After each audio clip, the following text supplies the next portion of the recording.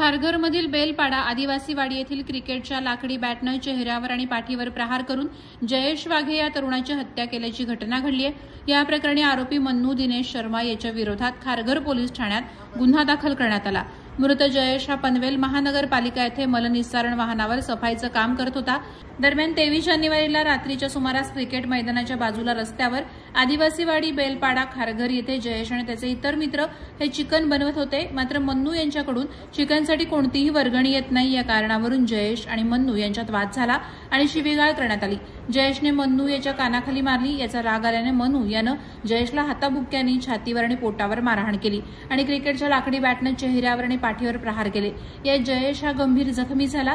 त्याला MGM hospital Kamothe येथे दाखल करण्यात आलं। मात्र उपचारादरम्यान त्याचा मृत्यू झाला। त्यानंतर आरोपी विरोधात गुन्हा दाखल करून खारघर पोलिसांनी मन्नू शर्मा याला अटक केली आहे।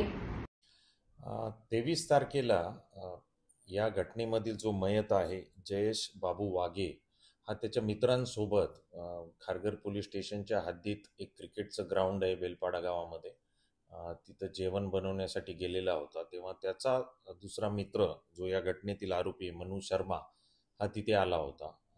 तेव्हा त्याच्यामध्ये मयतामध्ये आणि त्याच्यामध्ये वाद झाला होता। या कॉन्ट्रीब्युशनचे पैसे देत नाही वगैरे वगैरे, आम्ही तुला जेवायला देणार नाही, असा तो वाद झाला।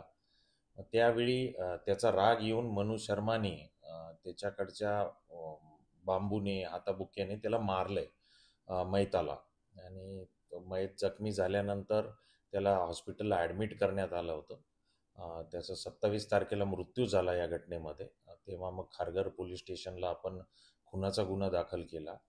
या गुन्ह्याच्या तपासामध्ये आरोपी मन्नू शर्माला आपण अटक केलेली आहे आणि माननीय न्यायालयाने त्याला 31 तारखेपर्यंतची पोलीस कोठडी रिमांड सुनावलेली आहे। या गुन्ह्याचा तपास महिला पोलीस निरीक्षक शीतल पाटील या करत आहेत।